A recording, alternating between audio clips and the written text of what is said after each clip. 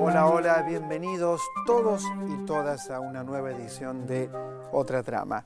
Antes de presentar el programa, que tiene muchísimo material, algunos sin ninguna duda se van a sentir sorprendidos por el programa de hoy, quiero hablar de una película que me interesó mucho, que me parece una excelente película, que es La Patota. La Patota es una reedición, una película, no una nueva versión de la película que hiciera Mirta Legrand con Daniel Tiner en el año 1961. Pero La Patota aquí ahora tiene a una actriz notable, que es Dolores Fonzi, que hace un personaje extraordinario. Y por supuesto, también como papel central, el de Oscar Martínez, que es el padre.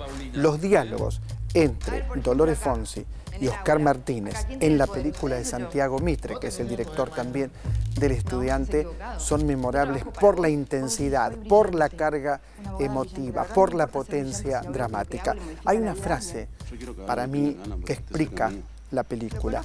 Paulina ha ido a este lugar, un lugar de frontera, a dar clases. Como ustedes saben, porque esto se ha comentado mucho también en la película de Mirta Legrand, hay una violación y hay un hijo en camino. Y hay una frase donde Paulina se encuentra con su padre y le dice: este hijo es el resultado de una realidad que no podés entender. Y creo que en ese punto la película de Santiago Mitre es una película profundamente política, porque a diferencia de la versión que hizo Mirta Legrand, donde lo religioso, lo católico tenía un lugar central, en esta es lo político. Esa frase, este hijo es el resultado de una realidad que vos no puedes entender, porque ese padre como actúa cualquier padre frente a la tragedia que vive su hija. Pero ella responde de otra manera. Una película no se hace para caer en el lugar común, se hace para ir mucho más allá. Y me parece que La Patota lo logra. Así que quería compartir con ustedes de entrada esto que tiene que ver con el mejor cine argentino. Otro tema, muchas veces conversé con Sergio Renán en este programa. Es más, una de las últimas entrevistas, él estuvo aquí. No hace falta que hable de La Tregua, no hace falta tampoco que hable de la excelente gestión que hizo en el Teatro Colón. Pero no sé si fue la última, pero una de las últimas entrevistas fue por el incendio. Vino con Esmeralda Mitre y quiero compartir con ustedes ese momento como una manera, claro, de recordarlo y de homenajearlo. Sergio es el artífice, ¿no es cierto?, de muchas cosas muy importantes para la cultura argentina. Incendios me impactó, te diría que hacía tiempo que no me conmovía tanto en el teatro, que es tu última creación, ¿no es cierto?, que está en el Teatro Apolo. Así que... Bueno, muchas gracias. No, por favor. Yo tengo el recuerdo de una crítica tuya en la época en que las leía. Hace años que no leo las críticas, más que algunas muy puntuales. La que hiciste con motivo de M. Butterfly, que fue particularmente, no solo elogiosa, porque el costado narcisista que tenemos muchos, que yo trato de controlar, pero que sin duda sobrevive, se vio muy gratificado por esa crítica y una cantidad de precisiones que habías encontrado en lo que fueron mis intentos, lo que quise que fuera ese espectáculo. Y tus pocas palabras de bienvenida me remiten un poco a esa crítica. Muchas gracias. Hablemos de incendios. Sí. No podemos contar mucho de la mujer que canta, obviamente no lo vamos a hacer, pero sí podemos decir que la obra tiene una intensidad dramática a través de este personaje y la búsqueda de estos dos hermanos, uno, personaje que interpreta a Esmeralda. Ahora, la dificultad de poner esa obra en escena, que yo la vi en cine, es inmensa. Yo por lo menos la vivo como la mayor que he tenido nunca en teatro de prosa. La única comparación en cuanto a la problemática que esa historia me provocaba en su manera de contarla. Fue una ópera, fue Lady Macbeth hace muchos años, hace 10 años. Pero nunca un texto me provocó tanto problema acerca de qué manera contarlo, ¿no?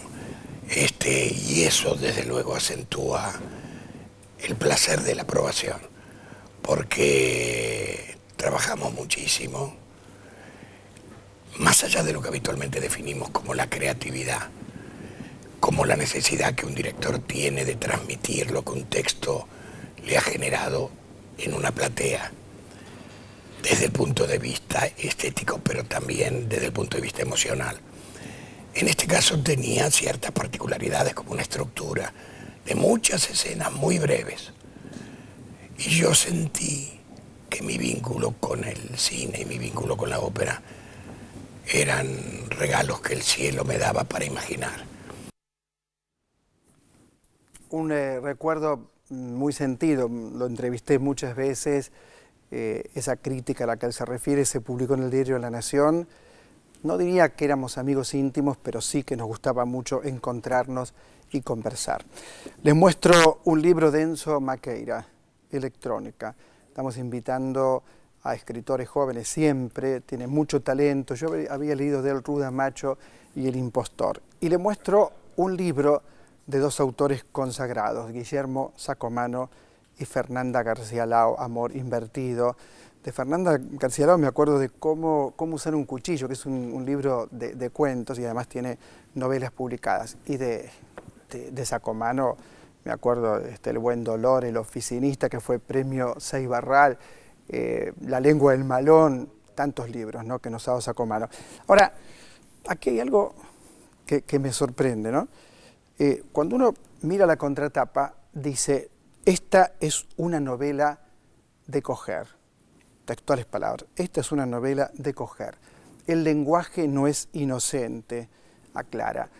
Claro, es una novela donde el lenguaje tiene un peso central. El lenguaje libertino, el lenguaje con una tradición de lenguaje libertino.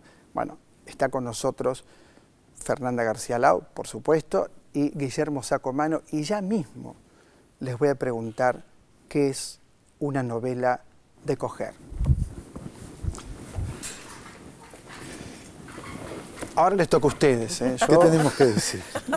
Claro, ¿Quiénes somos? alguien escribió esto. Sí. Y ustedes estuvieron de acuerdo. Y no somos inocentes. Por eso. Hablemos de Amor Invertido. Asumimos por completo el texto. Es un libro de dos escritores que se han propuesto jugar con la literatura, con todo lo que leyeron de la literatura, trabajar, no una novela erótica, entre comillas, como esas novelitas. Sí, no como 50 sombras Grey, que sí, es malísima. Son novelas fascistas, machistas, sino volver a la tradición libertina. Y cuando vas a escribir una novela de coger, el territorio es Francia, que es el paraíso de la literatura de alcoba. Entonces nosotros nos preguntábamos si Borges y Bioy trabajaban con la deductiva y la literatura inglesa, y Borges se lo acusó tanto de pro-británico, etc. ¿Por qué no tomamos la literatura francesa y jugamos con esto de la manera más desenfadada, retomando además clásicos como Fanny Hill de John Cleland, Sade, no Maldoror porque eso es otra cosa. Los cantos de Maldoror. Los cantos de Maldoror. Pero bueno, nos pusimos a escribir, carta va, carta viene, y fueron surgiendo los textos de bibliografía. No es que a propósito nosotros dijimos, los teníamos adentro. La dama, ¿cómo va? Muy bien. Me parece que haberla denominado como una novela erótica nos quedaba rengo. Nos parecía que era poco, por eso también lo de coger y de asir. Claro, claro. Pero es una novela que además va un poco más allá, digamos, de lo que se espera. Obviamente, porque es una novela de dos muy buenos escritores. Cuando se emplea este tipo de novela para hacer pornografía barata, digamos, pornografía que en realidad no va más allá de eso, estamos frente a un producto pobre. Cuando uno, a partir de esta lectura, puede construir muchas cosas, que es lo que me ocurrió a mí, estamos frente a un material muy bueno, hecho por dos escritores. Sí. Yo no tengo ganas de hablar mal, porque siempre hablo mal de 50 sombras Grey, ¿no?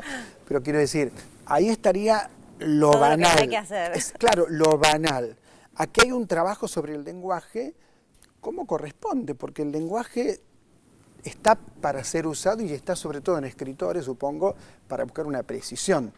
Ahora, ¿por qué uno tiene corazón de mujer y el otro tiene corazón de hombre? Es decir, la mujer tiene el corazón del hombre y el hombre el de la mujer. ¿Qué piensan Y de eso eso? surgió Espontáneamente. directamente en la primera carta, porque toda la escritura arrancó con un viaje real, y es que yo me iba a Francia. También, no sé si elegimos tanto el territorio literario como que también nos estaba pasando biográficamente que yo me estaba yendo de viaje. Entonces, él me envía la primera carta y a mí me llega cuando estaba en París.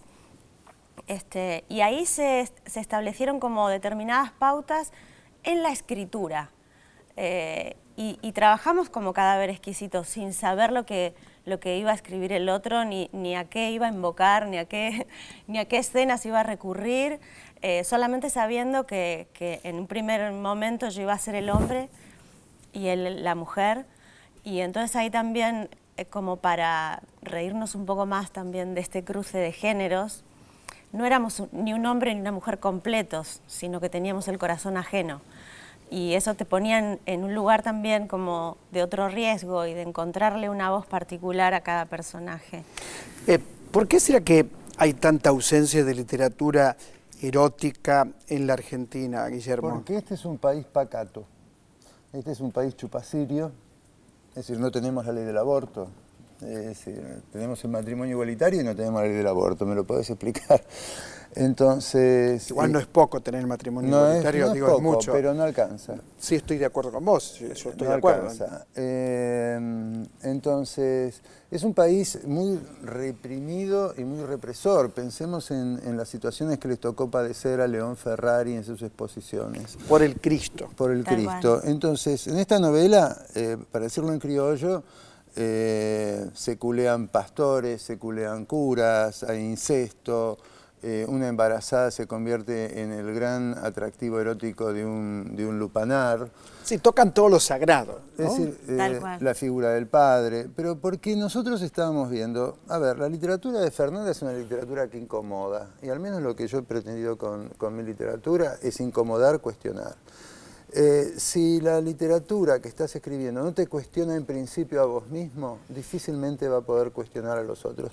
Y estos textos nos cuestionaban a nosotros, pero no por nuestra relación, sino te cuestionan como escritor, en qué lugar estoy trabajando, es decir, porque, Fernanda García Lao va a escribir esto, Sacomano escribe esto. Nos ponían en una situación rara, a punto tal de que nosotros en un momento pensamos en publicarla con seudónimo.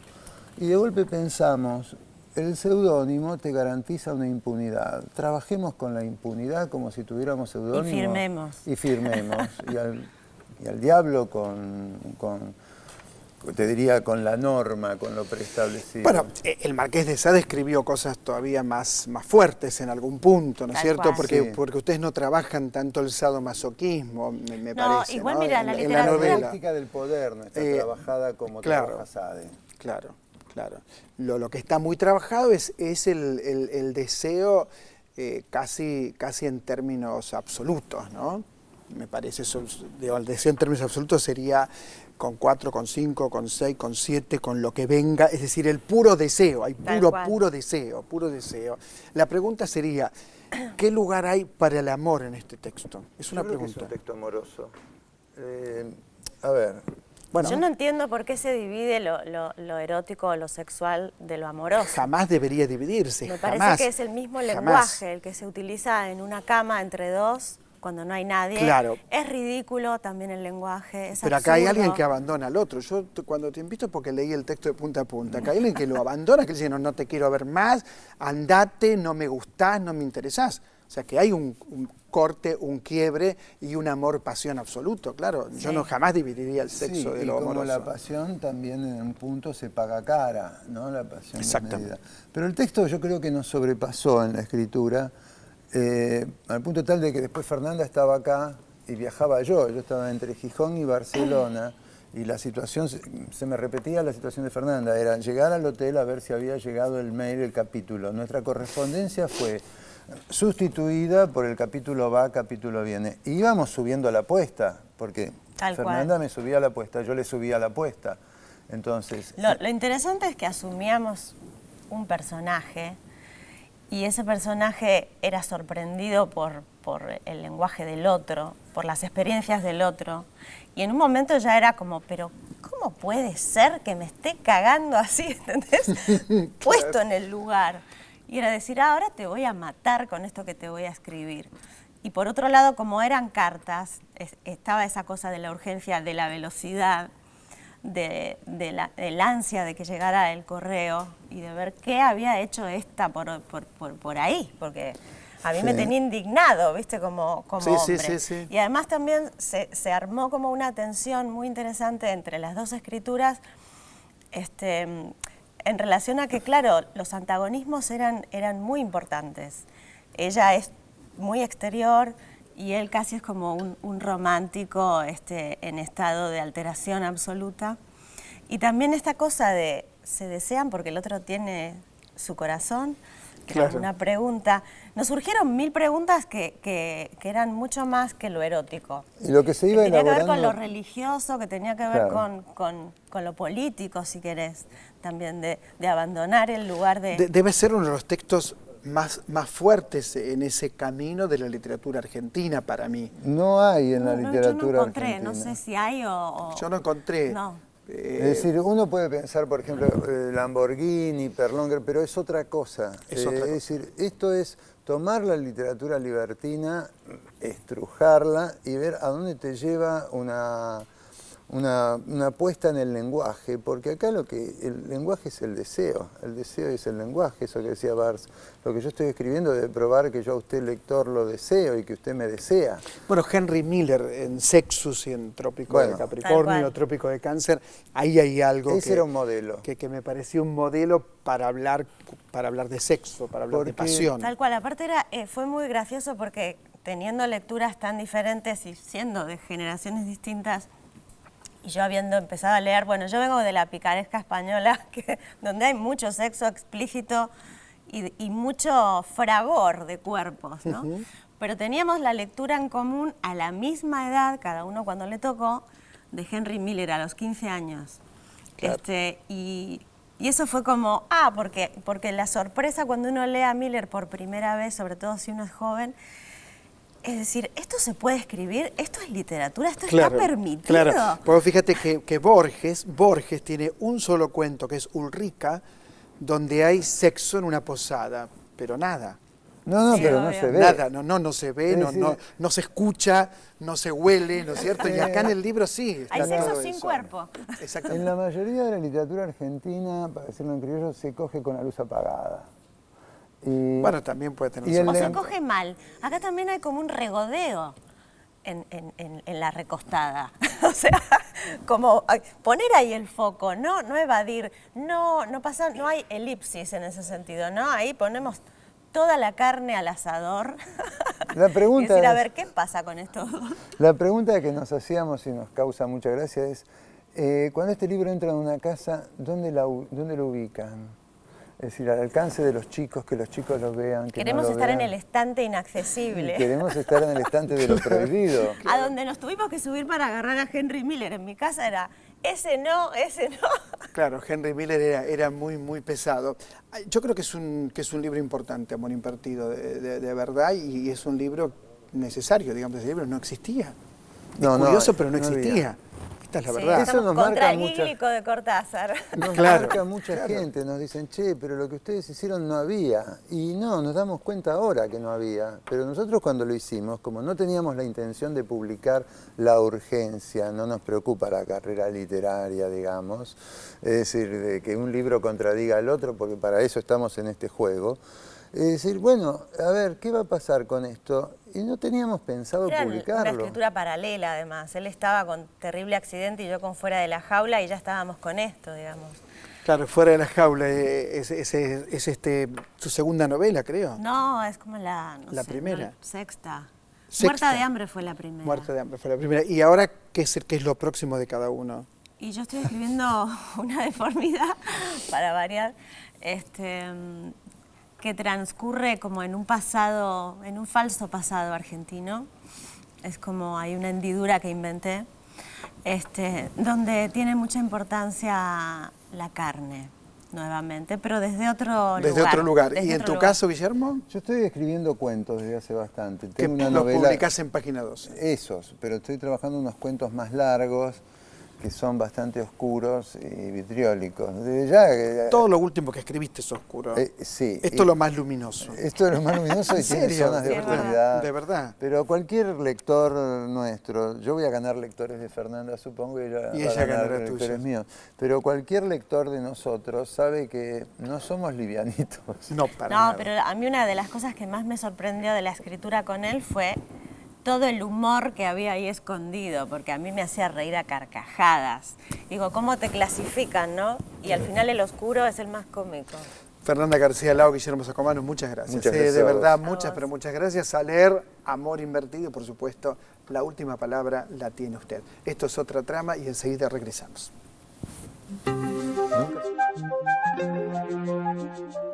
Nunca.